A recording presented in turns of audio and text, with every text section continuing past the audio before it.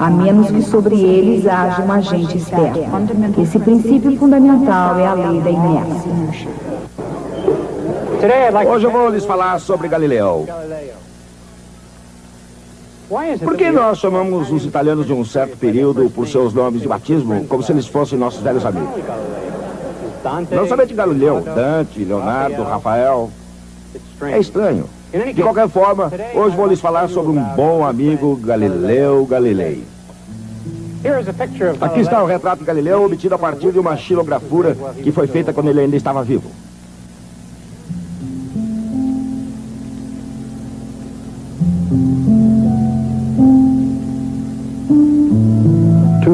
Dois homens muito importantes nasceram em 1564. William Shakespeare, em Stratford, e Galileu Galilei, em Pisa. Galileu, inicialmente, dedicou-se ao estudo da medicina na Universidade de Pisa. Mas ele logo percebeu que medicina não era para ele. Quando descobriu que não havia um professor de matemática na universidade, ele saiu da escola de medicina. Aprendeu matemática por si mesmo, escreveu alguns artigos e começou a construir a reputação de estudioso. Em 1589, com a ajuda de um amigo influente, ele foi indicado professor de matemática. Na época, a universidade estava dominada pelos acadêmicos aristotélicos, que viam pouco valor na matemática. Galileu considerou seus colegas aristotélicos como tolos e imediatamente teve problemas ao atormentá-los e ridicularizá-los. Tornou-se óbvio que quando seu contrato vencesse, em 1592, ele não seria reindicado. Assim, quando lhe foi oferecida uma vaga na Universidade de Pádua, ele a aceitou sem hesitação. Em Pádua, dava aulas de geometria euclidiana, astronomia ptolomaica e mecânica aristotélica. Realizou célebres experiências sobre corpos em queda e planos inclinados.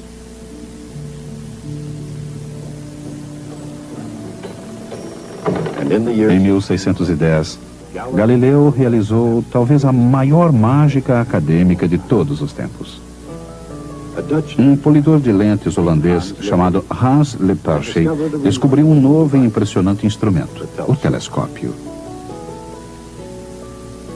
Galileu imediatamente descobriu como ele funcionava. Apresentou seu próprio projeto e construiu um telescópio que aumentava o tamanho da imagem aproximadamente 9 vezes.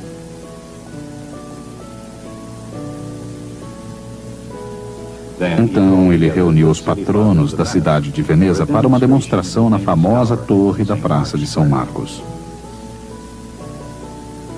Galileu lhes disse: olhem para o horizonte através desse instrumento. Com ele, pode ser visto um navio se aproximando 2 horas antes do que sem ele. Para uma potência marítima como Veneza, este instrumento é absolutamente essencial.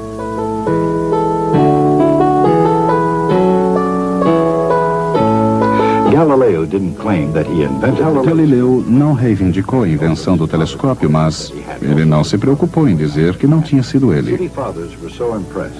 Impressionados, os patronos da cidade deram a Galileu um emprego vitalício e um salário compensador. Em 2 meses, modelos do telescópio de Galileu eram vendidos por mascates nas ruas de Veneza como brinquedos de criança. Galileu had made himself financially secure for life by selling the city fathers a child's toy. Mas Galileu tinha coisas mais importantes em mente para o telescópio. Ele construiu maiores e mais poderosos telescópios, inclusive um que aumentava as imagens cerca de 30 vezes. Atualmente, 2 deles estão em exposição no Museu da História da Ciência, em Florença. Com esses grandes telescópios, Galileu olhou para o céu e fez algumas impressionantes descobertas. As luas de Júpiter, as quais ainda hoje são chamadas de satélites galileanos. Montanhas na Lua. as fases de Vênus e manchas no disco solar. Agora que nós já pisamos na Lua, os esboços de Galileu revelam que suas observações foram surpreendentemente acuradas. Notamos que as descobertas astronômicas de Galileu, junto com as ideias de Copérnico, viriam a arruinar a serenidade do céu.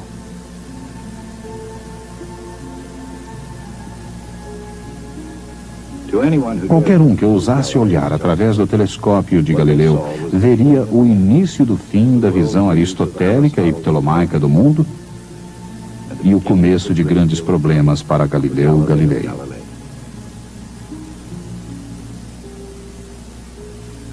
No início do século XVII, a Europa viu a Renascença, a Reforma Protestante e a Contra-Reforma Católica. Amplas mudanças sacudiram todas as partes do sistema medieval: religião, artes, literatura, música, matemática e as ciências, especialmente a astronomia.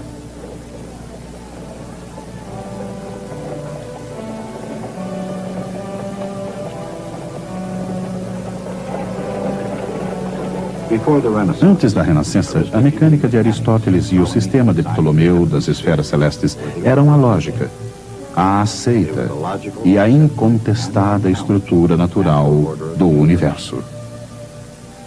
E assim foi até que um monge polonês olhou para cima e viu as coisas de forma diferente. Em oposição ao sistema ptolomaico, Copérnico viu a Terra apenas como mais um planeta orbitando o maior, o mais ilustre, o Sol. No seio da Igreja Católica, alguns viram o sistema de Copérnico como uma ameaça.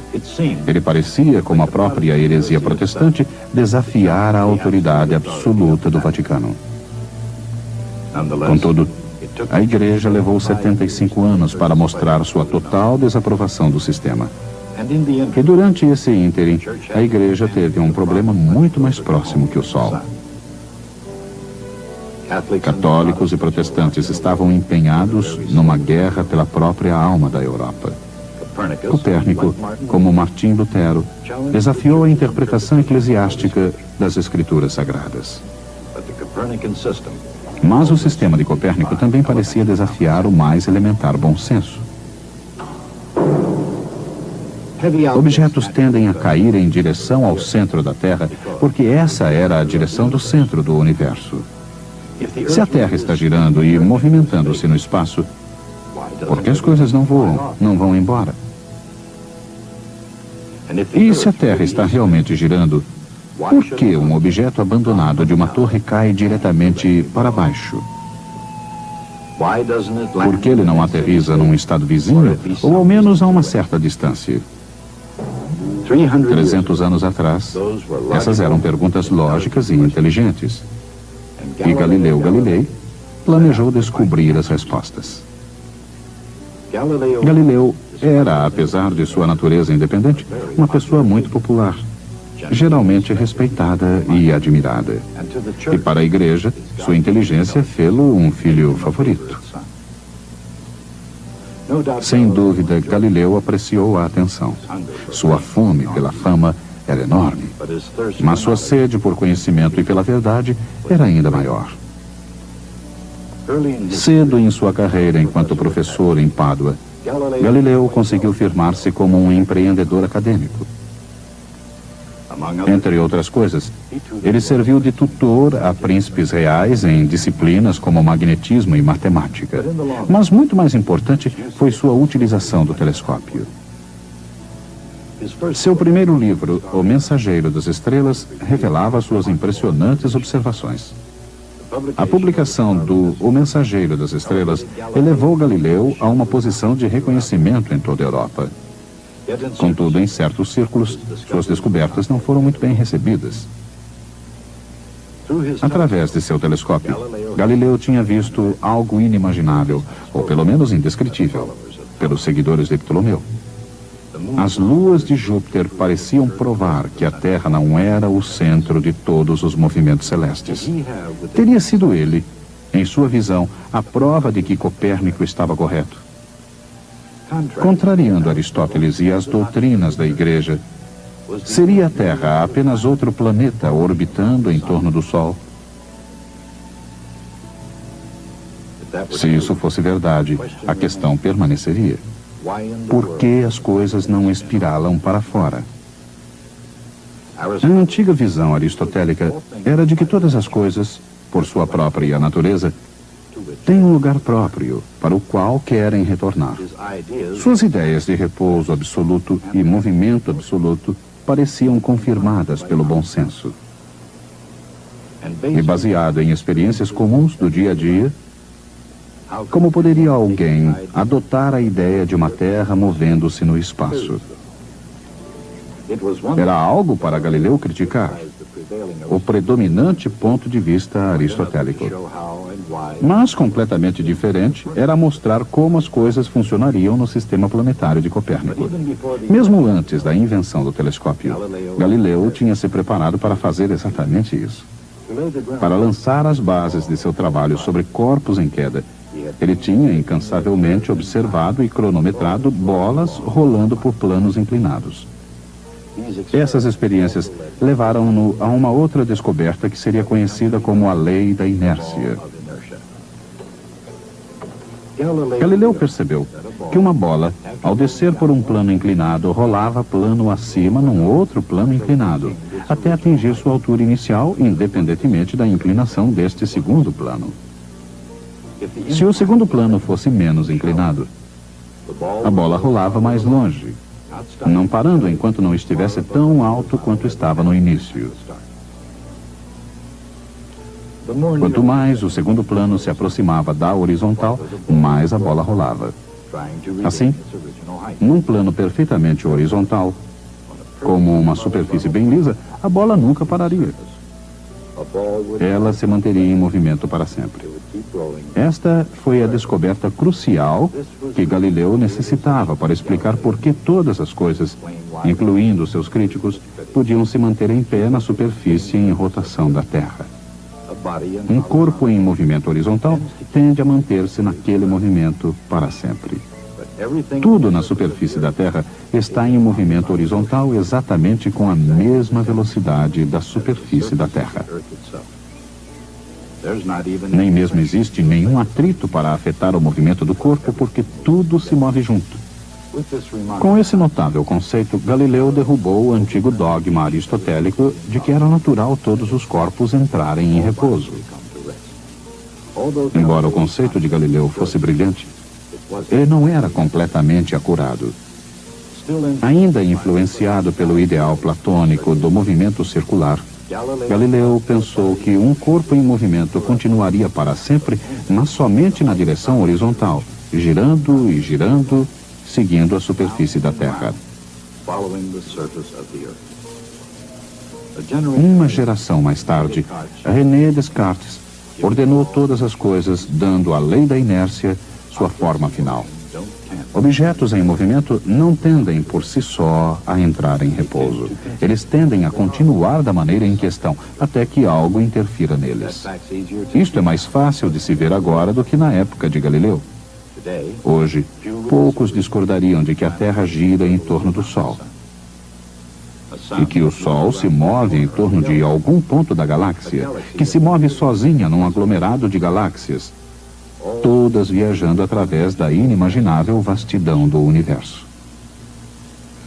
Como o repouso se encaixa nesse grande esquema de coisas? Ele não se encaixa. Nada no universo entrará em repouso. Muito pelo contrário. Tudo e todos continuarão a se mover como estão, em linha reta e com velocidade constante, até que algo interaja com eles. Esse é o princípio da inércia. Ele é tão simples e tão profundo como nenhuma outra ideia que já tenha sido ponderada. Obviamente, objetos podem parecer estar em repouso, mas isso ocorre só porque eles estão no mesmo estado de movimento que o observador. Se um objeto está em repouso ou em movimento, depende exclusivamente do ponto de vista. Depende de o observador se mover com a mesma velocidade. repouso absoluto não existe. Movimento absoluto não existe. Mesmo movimentando-se no espaço com uma velocidade incrível, relativamente à Lua, ao Sol ou a outro centro da galáxia, a tendência natural de qualquer objeto é manter seu estado de movimento. Nos dias de Galileu, esse era um conceito difícil de se aceitar. Para um aristotélico, o movimento de uma carroça requeria e tinha uma explicação lógica. A menos que algo a empurrasse ou puxasse, ela não se moveria. Assim, seu estado natural era o de repouso. Mas, para um observador moderno, um veículo em movimento não precisa de explicação. Esse objeto deslizante manter-se-á movimentando-se até que os freios ou algo o traga ao estado de repouso. E quanto a um objeto que não esteja se movimentando horizontalmente com a superfície da Terra? E quanto a um projétil lançado ao ar? Ou uma bola largada de uma torre? A Terra em rotação não deveria deixar a bola cadente para trás?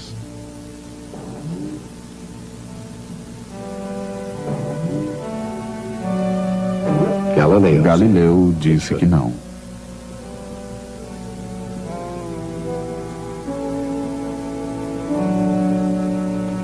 Ele disse que a bola deveria continuar a se mover horizontalmente com a Terra, mesmo quando ela cai verticalmente em direção à sua superfície. Na Renascença, esse conceito era difícil de se compreender. Portanto, Galileu apresentou a seus contemporâneos uma analogia. Ele pediu às pessoas que imaginassem uma bola caindo do alto do mastro de um navio em movimento. Para um marinheiro no convés, o mastro continuava parado. Ele deveria esperar que a bola caísse diretamente para baixo. Mas alguém em terra veria o navio e o mastro em movimento. Um observador aristotélico não teria dúvidas sobre o que devia acontecer. A bola deveria cair em direção ao centro da Terra, enquanto que o navio navegaria em frente. Aquele marinheiro veria a bola atingir a traseira do navio, ao invés de cair ao pé do mastro. A experiência provavelmente nunca foi realizada durante a vida de Galileu. Os resultados são exatamente o que ele predisse. A bola cai diretamente abaixo, perto do mastro, pois os dois objetos, bola e navio, compartilham do mesmo movimento inicial.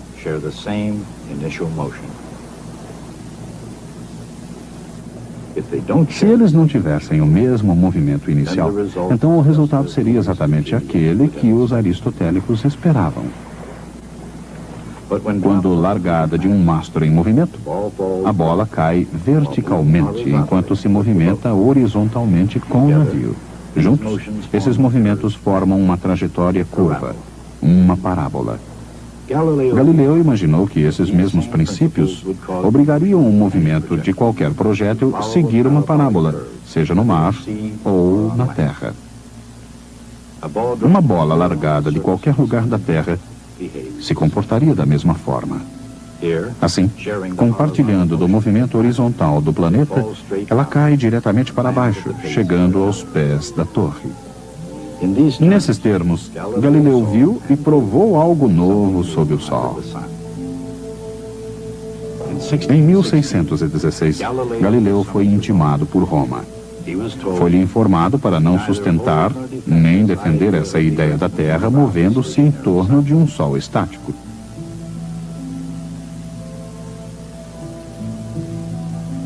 Sabendo que a Igreja oficialmente se opunha ao sistema de Copérnico, ele esperou pelo momento correto para convencê-los com suas ideias aristotélicas. Em 1623, Galileu achou que o momento tinha chegado. Seu amigo e protetor, o brilhante cardeal Maffeo Barberini, tornou-se o Papa Urbano VIII. Para reforçar seu argumento, Galileu escreveu um livro, um diálogo no qual os personagens debatiam os sistemas de Aristóteles e de Copérnico. Como escritor, Galileu mostrou-se um hábil político. O personagem aristotélico debateu habilidosamente e foi declarado o vencedor. Uma jogada para servir de defesa para Galileu contra o ensinamento das ideias de Copérnico. No entanto, como qualquer leitor podia facilmente verificar, os argumentos copernicanos eram muito mais sólidos. E talvez o pior de tudo, como esses argumentos foram escritos em italiano ao invés do latim, o povo italiano podia facilmente entendê-los. E no que tocava à igreja, Galileu imaginou um personagem que era o defensor fictício de Aristóteles, que discursava com os mesmos argumentos usados pelo Papa. Esse personagem foi chamado Simplicione, ou Simplício. E talvez o mais condenatório de tudo era que o novo livro de Galileu desafiava a igreja exatamente quando ela estava sendo desafiada por todos os lados. Galileu foi a julgamento em 1634.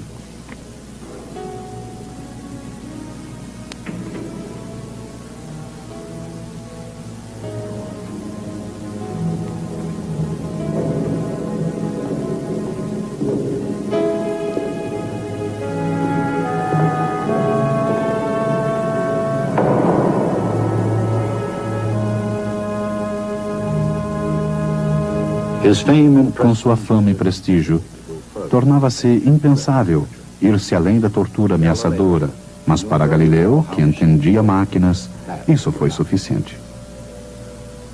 Ele abjurou publicamente o sistema copernicano do movimento planetário. Ironicamente, no futuro, nenhum cientista sério poderia negar as evidências de Galileu. O princípio da inércia, concebido por Galileu e refinado por Descartes, tornou-se a primeira lei da mecânica de Isaac Newton. No que tange à igreja, o nome de Galileu seria finalmente legalizado, mas isso levaria muito tempo. Mesmo em 1783, a controvérsia sobre Galileu estava ainda pendente. Nesse ano, o Papa João Paulo II pediu para que a discussão entre Galileu e a Igreja fosse finalmente encerrada. Ele disse: voltemos nossas mentes para um período em que haviam se desenvolvido, entre a ciência e a fé, graves incompreensões, resultado de mal-entendidos ou erros, os quais somente humilde e paciente revisão conseguiram gradual disseminação. A igreja mesma aprende pela experiência e por reflexão. E ela agora entende melhor o significado que precisa ser dado à liberdade de pesquisa. Mas naquele tempo, mesmo para um cientista famoso com um ego imperdoável, a humilhação pública não foi considerada uma punição suficiente.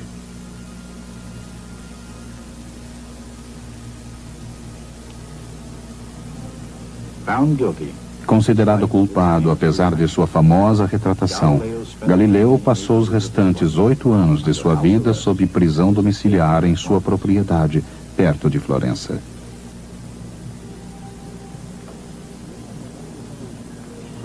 De acordo com a lenda, ao sair do tribunal, Galileu disse: "Eppure si muove." No entanto, ela se move.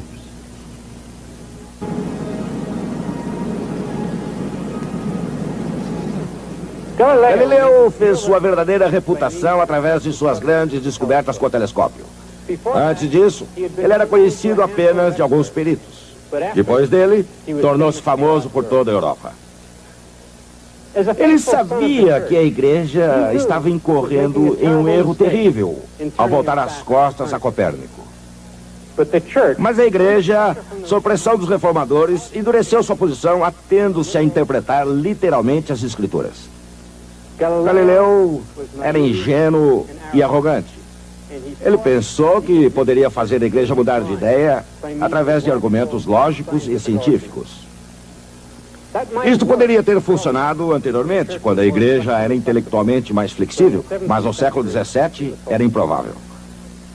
Galileu fez algo ainda pior. Em lugar de escrever em latim, que apenas poucos acadêmicos entenderiam, Ele escreveu em italiano, que todos podiam entender. Esse foi um desafio que a igreja não podia ignorar. Então, em 1634, ele foi julgado. Apesar de publicamente abjurar seus pontos de vista copernicanos, ele foi obrigado a passar os últimos anos de sua vida sob prisão domiciliar em sua propriedade, Arcetri, perto de Florença. Quando ele morreu, seu corpo foi sepultado numa catedral, na Igreja da Sagrada Cruz, em Florença. Isto é, a maior parte de seu corpo foi sepultada lá. Eu gosto de pensar que Galileu foi um desafiante até o fim. Um de seus dedos está exposto no Museu de História da Ciência. Até a próxima vez. Oculto na lei da inércia está o fato de que todos os movimentos são relativos. Estar um corpo em movimento ou em repouso depende estritamente do ponto de vista do observador.